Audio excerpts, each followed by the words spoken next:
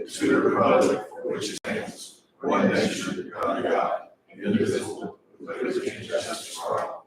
Honor and respect for life. The pledge of allegiance to the Texas, one state, under God, one indivisible. Good morning, all, and welcome everybody to our meeting. Do we have any citizens? Okay, let's go into our consent agenda. Y'all had that in your packets. We do have a motion already to approve the consent agenda. Second. And a second. Any other discussion? Not all in favor, say aye. Anybody opposed? Never passed. Item number 7, under our regular agenda, is going to discuss take action on the county burn ban. I don't see, man, I'll let you know, I know the wind's been bad. Yeah, we're in a situation with KPI as well, but on Friday, the fire conditions are about as bad as they can be. So even though the KPI is low, we're still gonna have to watch our fires because we're even more than Friday's gonna be a very bad day. I'll open it up if anybody wants to do anything. If not, we'll pass it. What do y'all want to do? Go ahead and leave it off for now. Yeah, let's just leave it Okay. Let's go to item number 8, and that's receive and approve safety report concerning any action of safety concerns in the past month. Commissioner Friday, do you have anything? No. I make a motion that we approve the safety report. Second. No incidents. We have a motion and a second to approve the safety report. Any other discussion? If not, all in favor say aye. Anybody opposed? That was passed. Item number 9 is going to be accepted record of required monthly operational reports from county officials. Y'all had those in your package. I hope you had a chance to go through them. Is there any discussion on any of these reports? I move we approve the reports. Second. Motion and second to approve all the reports. All in favor say aye. Any opposed? Okay, let's go ahead and item number 10 is removed from the table. Discuss take action on the status of bids for grant management services for the community development grant. Do I have a motion to remove from the table? Got a motion Second. and a second. All in favor say aye. Any opposed? All right, that being the case, that being off the table, we'll go to item number 11. Discuss take action on the status of bids for grant management services for community development grant. I think what happened was at y'all's last meeting that you went to, you visited with someone about this grant, and Commissioner Friday called me and asked me, why did we look at that? And so that being the case, I will have to say that this is a grant for road material, road improvement. It's up to a $600,000 grant. We would have to match it with 10%. I know that we had grant work come in and make a presentation. I'll ask the auditor where we're at on that. Nothing has been done. I have emails where I had discussed with you to explain that my office does not do the application process for grants. Each office or each department is responsible for doing their own. As far as grant works, they are a grant management. So it's kind of, if you're wanting them to do the process, you shouldn't be talking to them to guide you on how to write up the process, because that's kind of a conflict of interest. So it didn't happen. Okay, let me say this. GrantWorks wanted you, they tried to get in touch with you, and you never called them back, or to them, I don't know if you did or not. No, I called them about it, and I missed that contact person too. They're telling me that you didn't call them back. But the thing that I'm trying to bring up is that they were just asking you, they wanted to give you some verbiage for you to use in a request for proposal. They were just trying to help out. We still had to go out to all these different companies with verbiage that was for all anybody that was going to apply. So anyway, the bottom line is we did not apply for that. You weren't, and I told you, you weren't supposed to apply for it. We didn't ask you to. We just wanted you to do the request for proposal. And I sent you copies of one and said, here's something similar, an RFP that was used in the past when we did the ARPA. Okay. Bottom line is, and I guess we can go back and forth, and I don't want to argue about this, frankly. I really think that the ball might have been dropped, but who knows who. So the bottom line is we did not get that grant. We don't qualify again for 2 years. And so at that time, maybe we can try to redo it. But that's where we're at on that. What information do we need to get to make sure that we don't? Well- I know it's 2 years, but what, is there any process that we can do? Deadlines. Just make sure deadlines. So like this. The bottom line, December for that grant, 2 years, same as it was. Yeah. and we will score high on it once again. But unless I miss something, the auditor's office is responsible for the bidding and the request for proposal. Do you agree with that? I help send those out. I do not write the bid packets and I do not write the RFPs. Again, that's something, we don't have time in our office to sit down and do that for every single one. The ones that we currently do are ones that have already been written or in place. I can help with research and stuff, but it's up to each department to also get involved and do the legwork on. Okay. So maybe that's something that we can change, whereas the road and bridge will have to do their own request for proposal in the future. Is that what you're saying? They help get the data work, the wording that needs to be in those, because I do not know as far as like at road and bridge, if there's certain wording, certain materials, if the roads have to be at a certain spec. As the auditor, I don't have that information, I don't know that. So the road and bridge department would be the one that does. We just need the diary in some shape, form, or fashion for about a year and a half now, start investigating, so that we don't miss it again. Well, figure out who's got to do what. In all fairness, Bob, Grant Works, who does this for many counties, had the exact language, that all she had to do was get with them, they would have given her the language that the actual grant are looking for, and we would have. But they're giving us language that they like the wording of it, they need the certain specific language for them then to, because then we're turning around and asking them to put in an RFP. That's a conflict of getting them to write the RFP that they are applying for in turn. That's a conflict of the state purchasing laws. When Grant Works show back up in a year and a half, trying to help us get one again. So, You think Grant Works will show up in a year and a half or so? Sure they will. I'm sure, but I mean, it's, like I said, it's still, I just don't want to miss it. We can cry over spilled milk. I will, if I'd have known this, I'd have said, Grant Works, send that to me, and then I will send it, and I won't have their name on it. I just didn't know that. I thought we were gonna work with them to get this done. You didn't talk to me about it, other than say you don't do the application. Judge, you weren't talking to me either during this period of time. I have received emails from you telling me not to even communicate with you anymore. But didn't you get emails from me saying, go ahead and go forward with this? That was before. That was before the emails you telling me not to communicate with you anymore. Okay, whatever. I don't think, that's gonna happen on this. We just lost out $600,000 and we're just going. Okay. Y'all wanna take any action on this? If not, we'll just pass it. Okay. Item number 12 is discuss, Constable 1, 3, and 4 radios. I'm assuming that, because Precinct 2 got a radio, y'all are now want to get a radio. Yes. I would just say this to you, and they can do whatever they want, however they want to vote, it doesn't matter to me. When he came forward wanting a radio, the previous constable had not asked for one. And when we did give him one, he said that, I don't remember what it exactly was said, so I won't go into that. But y'all had a budget that y'all could have asked for that money in this past budget, didn't you? Yes, sir, I have. My office has for 2 budget requests. I've got a request, I received radios, in-car radios in there. Yes, sir, I had it on the bottom of my budget request, but that's 2 budget. Haven't seen it. Yes, sir. What do y'all have now that's furnished by the county? As he had nothing, what do y'all have now that's furnished? We all received a refurbished, I apologize, I'm walking up there, I'm still recovering.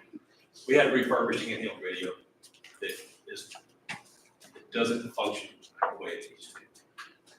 So you would like the same thing that he got, which is an in-car radio, a lapel, I guess a mic or Yes. whatever, Bluetooth, Yes.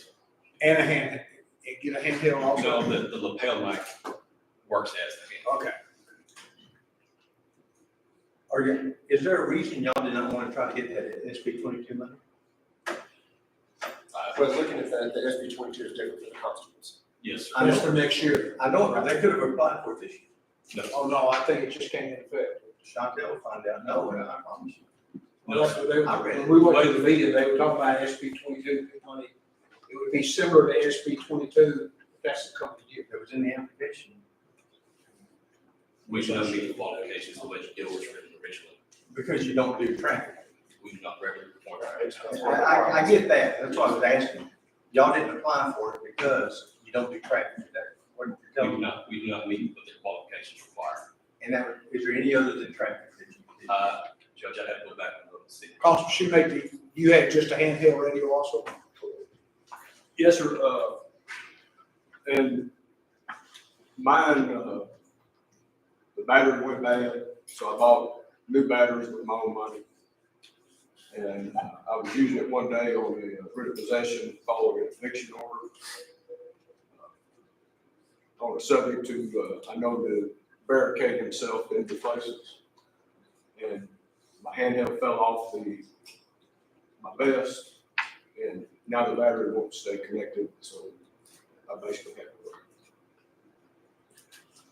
And do you mind if I ask Matt, did you, when the constable came to you about these radios, were you not able to help them out? Yes, what happened on that was, when Ray and Constance came to us initially, in one of the radios, remember, we met, and, as we do, because we didn't have any budget for it, we get a lot of our radios refurbished, and they all have warranties on them.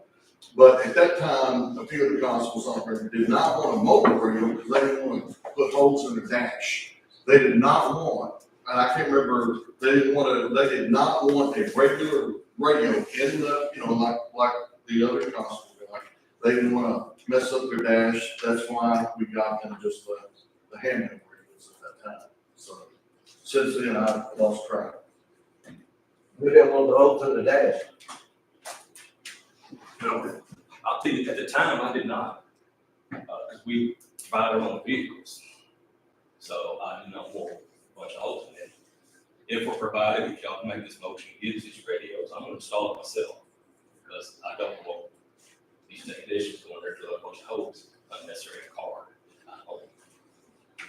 I can install it in a way that's minimal damage to my vehicle. Now, looking at the radio, say that Constable Carter has, then we can look at it, that's gonna avoid the warranty if you install it if it were to go through. I wouldn't think so. Because you probably, It's fine as long as nothing goes wrong during installation, they will know that something was wrong. I've done it for years, I do all my own maintenance. I used to install it years ago for the sheriff's office, I used to do all their installs. So that is early 2000s. Matt, is the amount they're asking for the same, what was it, what did it, 2,500, 2,700? 24. Yes.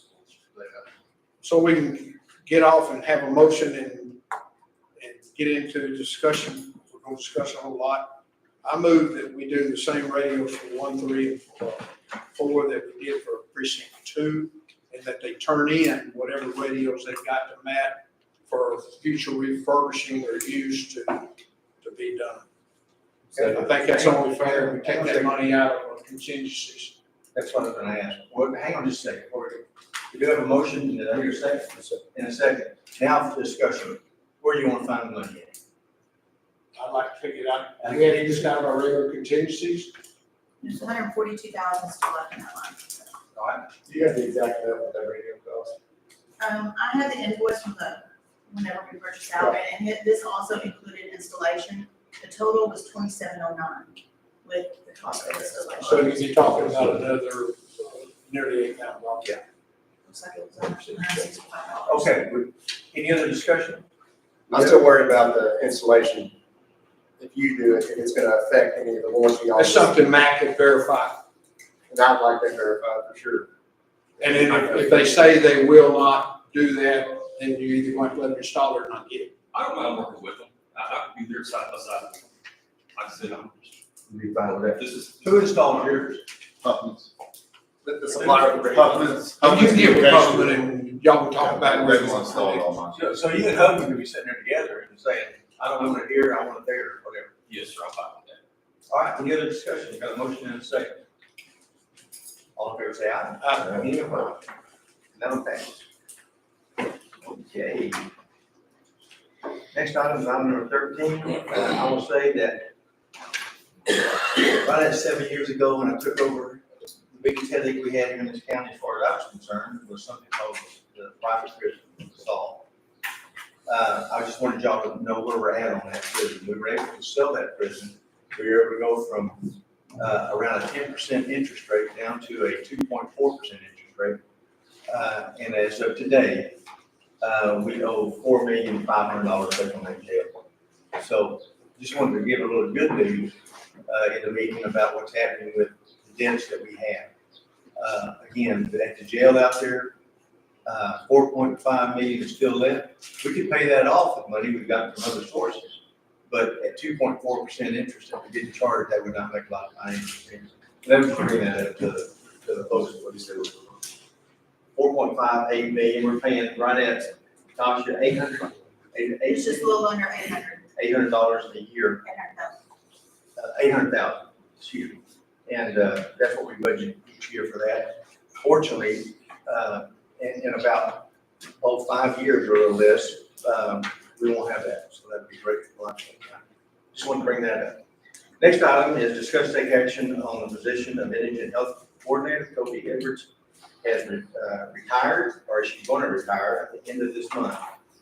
On the 17th, I hired a lady by the name of Mary Solis, and what I'm asking for is for you to find some money to hire her on the 17th, so she'll get 2 weeks worth of training. I think we probably have that. It's not going to be a lot of money, a couple $1,000 probably, but I'm asking y'all to approve that so that we can get her some training before Kobe leaves. I think that's what we've done standard, wherever, when it's a position like that, they can work together for 2 weeks. Yeah. Just a matter of where we get the money. Well, one of the places that we have, of course, is the contingency fund. We keep nickel and diming out of it, but I think we're still going to be okay.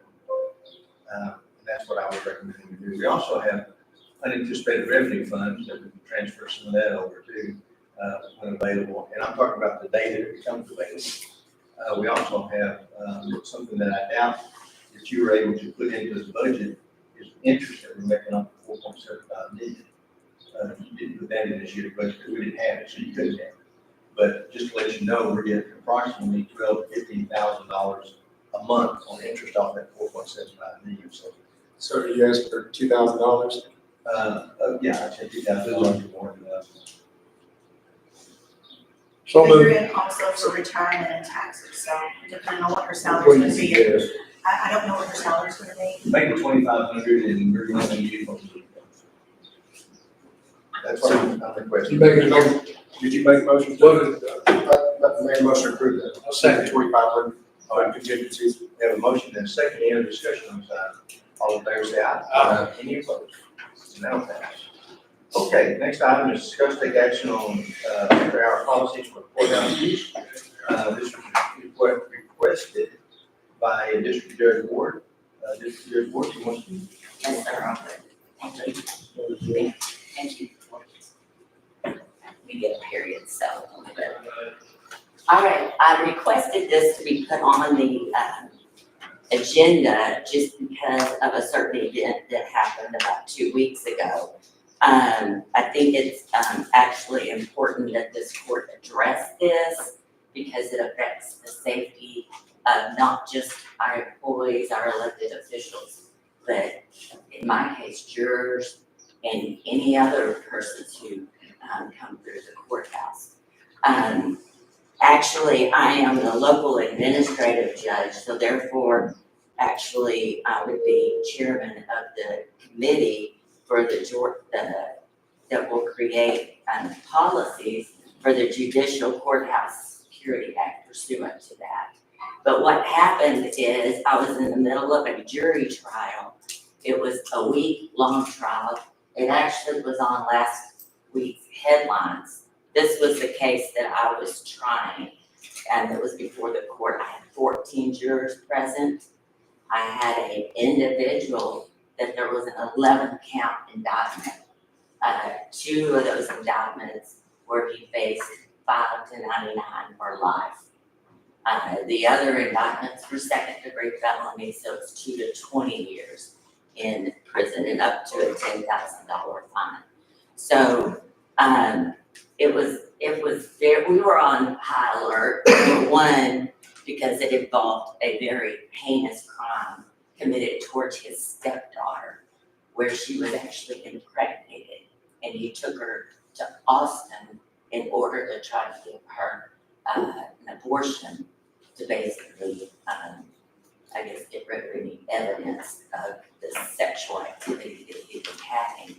CPS stepped in, and the next thing CPS knew, what the evidence showed, is the mother, who is not a citizen of the United States, the stepdad defendant took this daughter and her and this defendant's 3 children across the border.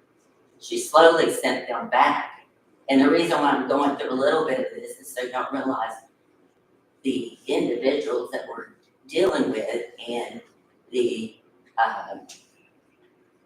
acts that they will go to try to avoid things.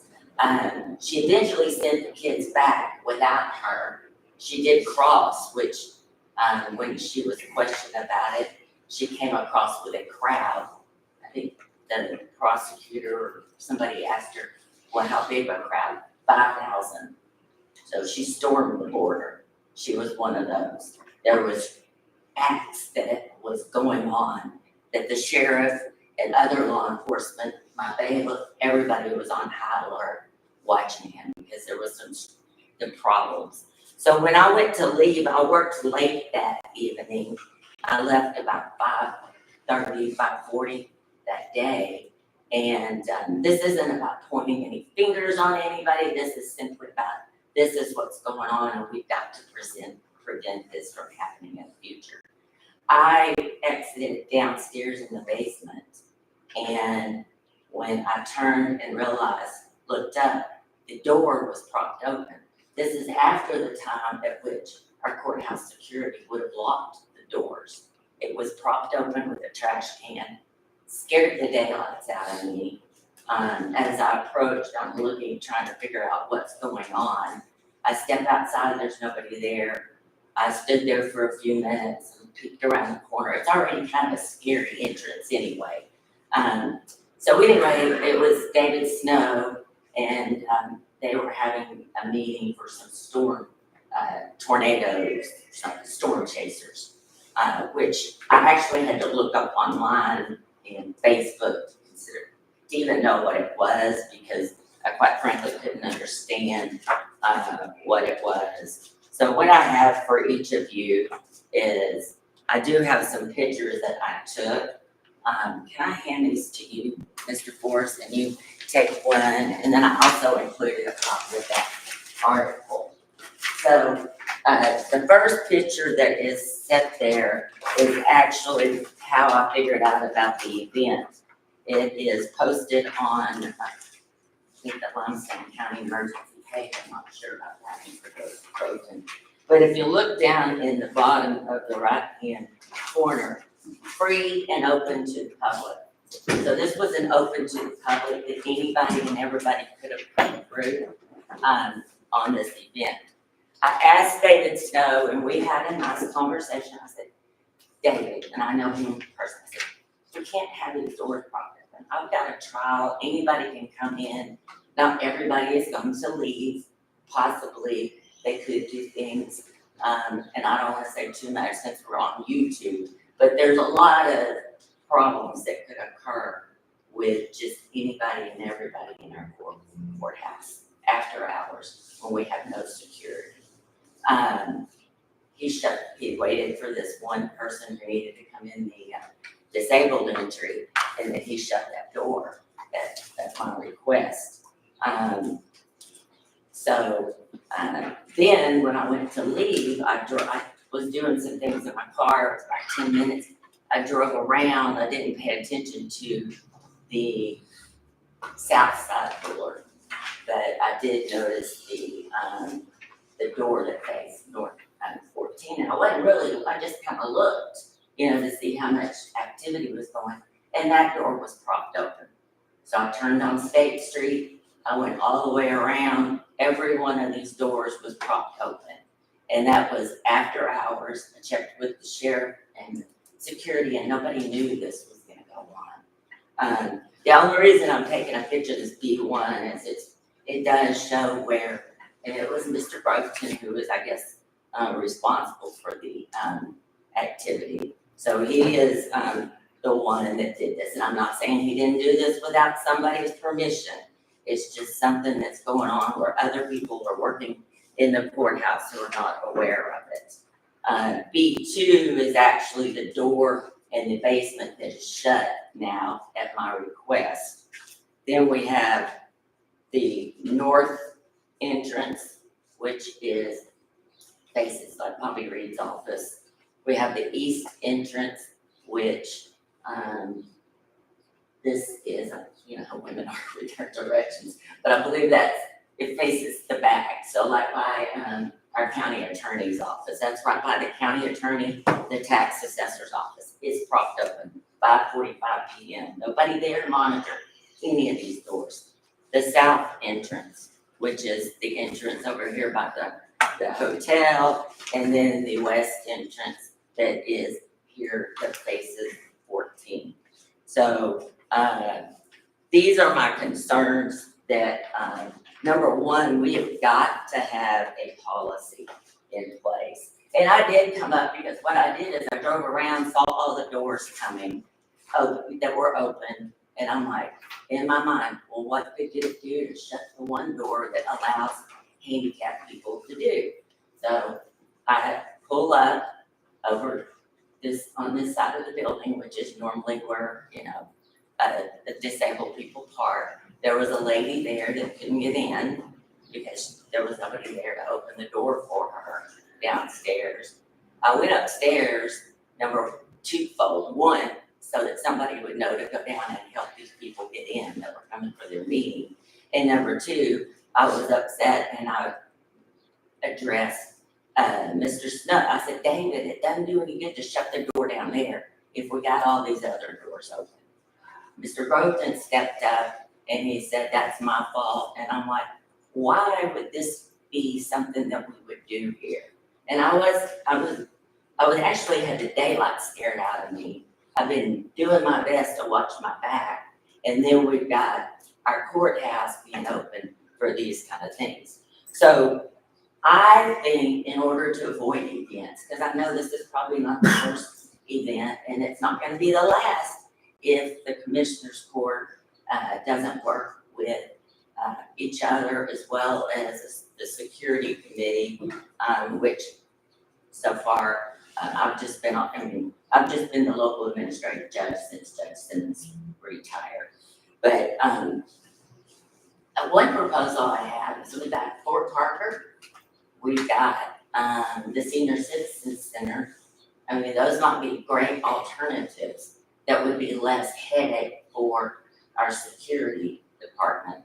Another thing is when we have somebody that's gonna do this, that they come in front of the commissioner's court and get approval, or even if they come to you, Judge Duncan, that they're approved and there's some policy in place, like when is this gonna occur, who's gonna be responsible, what doors are gonna be open, there's no reason like they can't all come in through the handicap door, and somehow have an accounting of who it is that's coming into our building and making sure that they leave. So with that being said, I think and first and foremost, they need to get notice to us employees and officials that are in the building so that we know that there's something going on that night.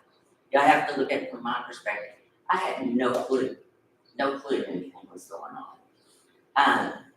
But there needs to be a policy in place so that the courthouse security is notified, the sheriff is notified.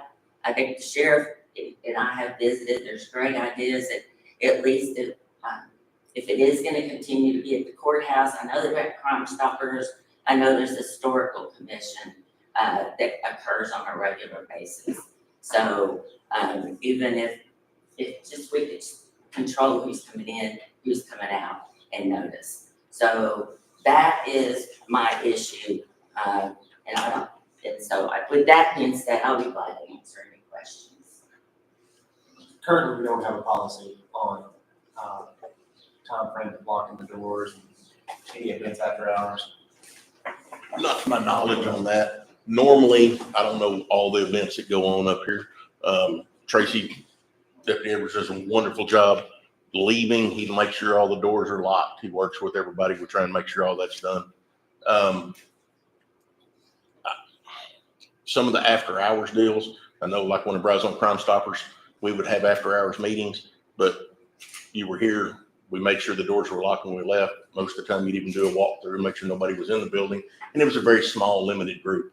But some of the other groups, I don't know some of the meetings that take place. I do agree with the judge. I think at least when there is going to be something like that, you know, if we know there's a meeting going on, if we know there's something going on, we can have an officer, we can have somebody come by, either one on duty or Tracy or whatever, and make sure the courthouse is locked up afterwards, make sure not everything's propped open, and controlling the entrance. At least you only have one spot to look through.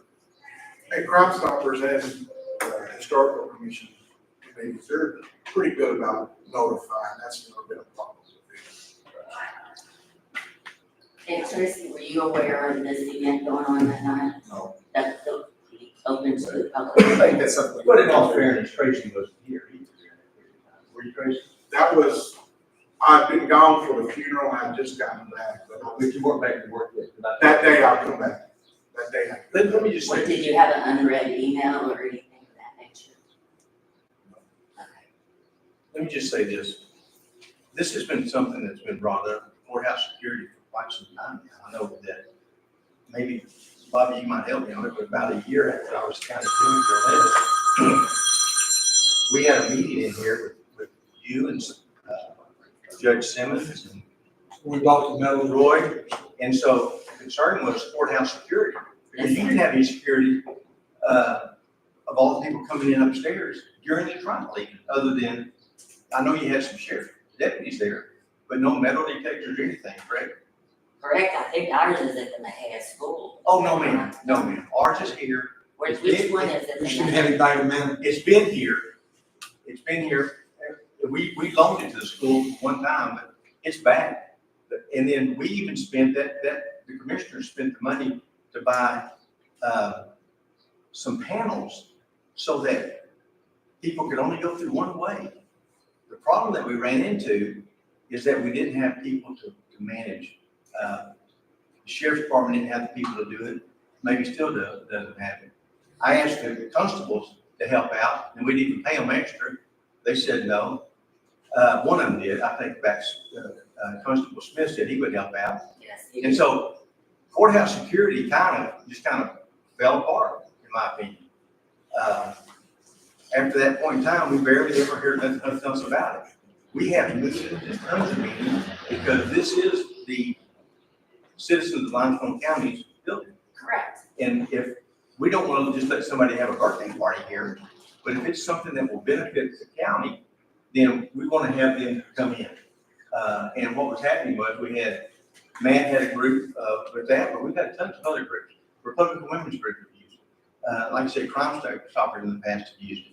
Historical, we've had a lot of people use this after hours. We had a big meeting up here for the 100th anniversary. We have after hour meetings for Tree of Angels. Yes. Anyway, the bottom line is this right here. Matt, I don't want to talk for you, but when I visited with you after I found out this, and it took me a while to find this out, by the way. I didn't get a phone call on this, that anything was happening, and I still never got a phone call. I guess I'm kind of like our auditor, he told me not to call you. But anyway, he had this made. What'd you say, Joe? I said, I've been instructed not to communicate with him. By who? By who? By who? You, No. I can go back in my emails, but Please- I'm not going there. Please get that email, okay? Oh. Please get that email. All Because, right, but I went hang on a ahead. minute, ma'am, I'm talking. Let's don't get out of hand here. Let me say this. So, no, Bobby, hang on a minute, I'm talking right now, and you a minute, just a second. But Matt, when I finally found out, I talked to Matt about it, and Matt had forgot his key. He couldn't But find I his don't, key. I don't have, well, So I had- it for 3 years. You had, but you haven't asked I him when he had you it had for one. 3 years, and I didn't know that till I got up. So he gets up here, he's up here before 5 o'clock, and at that time, he just was trying to figure out a way. In hindsight, trust me, we'll never prop those doors open, but because of the way the courthouse is made, we have so many doors. And so it's hard to tell people, because like you said, the access is, south door. Well, a lot of people don't know what the south door is. So what I'm recommending that we do is that, if I understand correctly, the sheriff is the courthouse security. And I would appreciate if the sheriff would come up with a plan that he thinks would work for the courthouse. I'm fine with that. If he says lock everything up, that's it, that's up to him, because he's courthouse security. And if we want to say we no longer will let anybody have after hours access to this place, because I don't want to, in the future, work it to where, we miss somebody or anything, we can lock it up completely. We also had push buttons down there. Tracy, are you familiar with that? You get in down there on the. That was, when they changed over to the new system, they did away with the push button. It's on motion to take them out, But, so. but only from the inside. Okay, but I'm asking for, if someone wants to come in from the outside in, if they had that code, could they get in? And do we just give that to anybody? They got key cards. A credit card. I'm talking about John Q. Public that's coming to an after-hour meeting. No, they have to have a key card to get in. That's my point I'm trying to make. How do we let people get in? I asked Murray if he had personnel to hire that we could pay extra for people to be up here at night. I'm asking again, Murray. What's that, Judge? Do you have the personnel to be able to put people up here after hours for security? If you put money in the overtime budget, we can make something happen, but I mean, it's a all around deal. I do think, and I agree with the judges, that the courthouse needs to be monitored after hours. If there's gonna be an event some way, at least somebody coming up and making sure it's locked and nobody's coming out of here. We have lately, I know the DA's office had a couple of issues. We've had some other issues with some homeless people who's been around the community and around the town. One slept underneath the inn. We'd come run them off all the time. So there are people that are up here that come through and would hide in the courthouse. Over the years, we've had, Judge DeFran may remember, we had somebody break in one time and broke into the courtroom and do some criminal mischief and other things. So there are things that do occur up here at the courthouse, is criminal issues and have problems. Times have changed. I would probably say this is one of the few courthouses that have a lot of after hours activities in the courthouse. I don't know all the solutions. There's different manners and different ways to do security. We have a lot. I'm kind of like the judge. I'm not going to go through on video and tell everybody what we do and how we do everything security wise. Is it perfect? Nope. Is any of them perfect? Probably not. Are there ways you could make it a whole lot better? Yes. The bottom line comes down to does the county want to come up with the money to do it? Because you're looking at $400,000, give or take, maybe even more, to get that to occur, to get it into one of those positions. So there's lots of different options. At the very least, a policy can be written for after hours Well, and usage of the come up courthouse. with that easy. The judge Yeah, and signs that's off what on I it, was gonna or the say, sheriff Mark. signs off on it. So We at can do least that. both, everybody's notified. that something's It's going no on. different than the civic center in my head. If you're gonna be here, there's no fee for it, but you've got to request. Right. It doesn't have to be Certain night, approved, certain the judge time. can sign off on it. You're informed of that, and you made a comment a while ago that an on-duty officer come by and make sure it's locked up after the event. That's a starting point where nobody's ever here that has not applied to be here. Whether they apply with Matt or the judge's office or with you, and then the pertinent people are notified that there's going to be a meeting of the storm chasers on a Well, certain night. Bobby, I got an answer for that. Yeah. I can answer all this right here real quick. I'll tell Matt or anybody else that wants to use it, historical commission, anybody that wants to use it, that we don't use it anymore. We've got a building out there at the show barn, the annex, that will hold all the people that needs to be. And really, the only event that I've ever seen since I've been the judge here is Glenn's event, that I think they actually use quite a bit of it, and that's well publicized. So we can stop any after hours up there. That's easy. Historical commission can meet out there. Matt, you can meet out there, couldn't you? You're Yeah, down we here. made a decision after this occurred, we're not meeting up here anymore. Right. It's too But I much. mean, that's an easy decision to make. Thank you. Sounds good to me. That's easy. But, So. But if I don't know about it, I can't try to get things done, so. But I have got that done.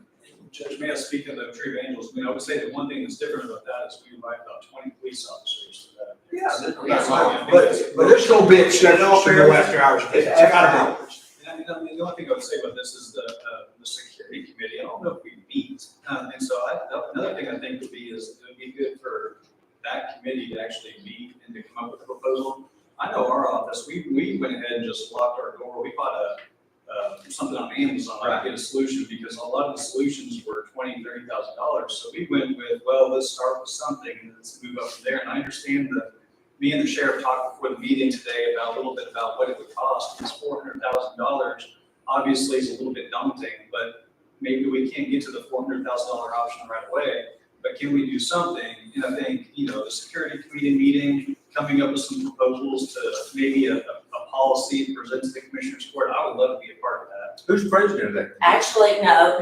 Well, what it is I inherited it as local administrative judge, which I discovered with this event. So, and I have somewhere, but it's like, we have you, we have an appointed commissioner, which I appoint Grant, the county attorney, which was Judge DeFriend. So now we got to appoint Jeff James on there. And so, some of the composition, but from what I heard, even from Judge Simmons, and this was, a while back when I was addressing some security concerns just with him, it's just, it kind of, anyway, it just fizzled. And I think there might have just been one meeting. I don't know. I wasn't here. All I know is I became local administrative judge sometime in January. And so we're in the process, and I've got it in here in my file that I had actually. Here it is, and I'm marking on it, change names and update. But we do the sheriff's on there, a representative of the county commissioner's court, county judge, a JP, county district attorney, and the district clerk. So some of them are required. I think the district clerk was added by that committee because you can have any other person the committee determines necessary to assist the committee, which actually, in my case, I would probably suggest Tracy Edwards or whomever's part of our deal. But it's not here like all or nothing, to shut it down after hours. I got an easy cure for that. The annex is a great idea for many, but there's gotta be sometimes where it's okay. But we can have, yes, I said north, south, east, west, but I know the entrance facing 14, the entrance facing State Street. We could say, listen, entrance through this field door as well as the handicapped. And if it's somebody like that, I don't even understand why the door has to be unlocked. It could be a representative of that, That group. like Crime Stoppers, just go in and let people he knows. So we're not letting every Tom, Dick, and Harry. I don't know if there was any, I'm sure there wasn't with this, but we don't know if there wasn't. As Sheriff said, unfortunately, times have changed. So we gotta step it up here in Limestone County and do something so we don't have unknown events happening. And just so y'all know, the IT director and Matt was right in the very middle of the floor out there when this was taking place. People were coming in. But if you want to call a meeting of that group and discuss it, that's fine. As far as us coming up with a policy. We'll establish, we can I establish. think it needs to go, I think the policy needs to be from a recommendation from the courthouse security person. Well, and I even wanted to make recommendations, but my agenda request was kind of edited down, so. But Who did that? I don't know who did that. I Your submitted agenda on. request was that? Yes, sir. Yes, from what I originally put on there. Yeah. I sent it on February 28th. I sent it unfortunately to your administrative assistant, which wasn't good. So then on Monday I sent it to you. and then thereafter I said. Oh, you mean just the timing of it, because you didn't address me? That's what it was. Okay. I did on Monday. Yeah, you did. I did it on your Can- administrative talk about assistant, whatever. I mean, I think- It's not the I point. think the committee needs to meet, come up with some recommendations for the Commissioners Court to approve. I think we're not gonna spend $400,000, nor do I really want to see us shut, even though that's a simple answer to shut the courthouse. But right off the bat, you got Trio Angels that you're not gonna exclude. If you had the 100-year, next year was the 100-year anniversary of the courthouse, you would not run those people out of here. Yes, sir. So but there's gotta be, even if it's something that somebody has got to request that we meet Tuesday night, 23rd of the month, from 5 until 7 o'clock. Then you're aware of it, and an on-patrol officer at no additional cost, no overtime, comes by at 7 o'clock and makes sure things are closed. I like the idea of one entrance with a representative of that group. We can set some policy like that to make common sense. We can have one of the committee meetings and we can set up something Of that, that can be drafted that, for our approval. Okay. And then it can be added to later. I mean, we're gonna find cracks in the water that we'll have to correct, but we can do that. And I appreciate that. And actually, I just discovered this courthouse security committee in the last, really, I kind of had to dig down when all this happened and see what was If I happening. might add one thing, Yes, sir. I'm not being ugly, I'm just being factual. Yes, sir. When something like that happens, Yes, sir. one commissioner shouldn't be contacted. I mean, the commissioner has no authority as a lone person. You didn't call me, but you did call one.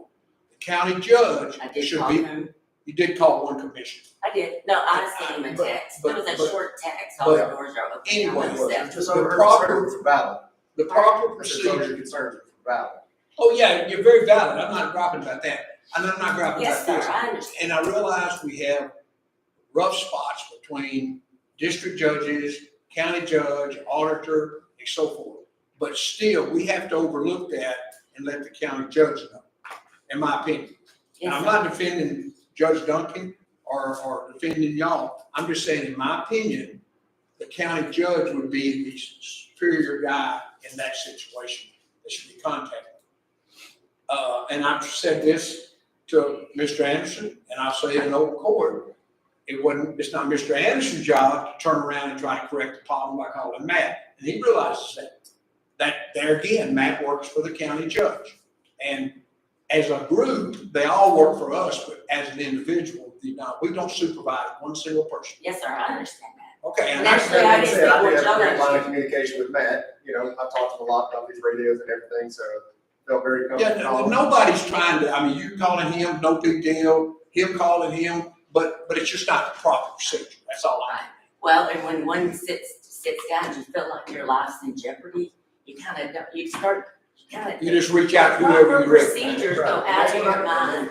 And I was, if I can say, I was more scared than I've been. And actually, I'm having a hard time right now because those emotions come.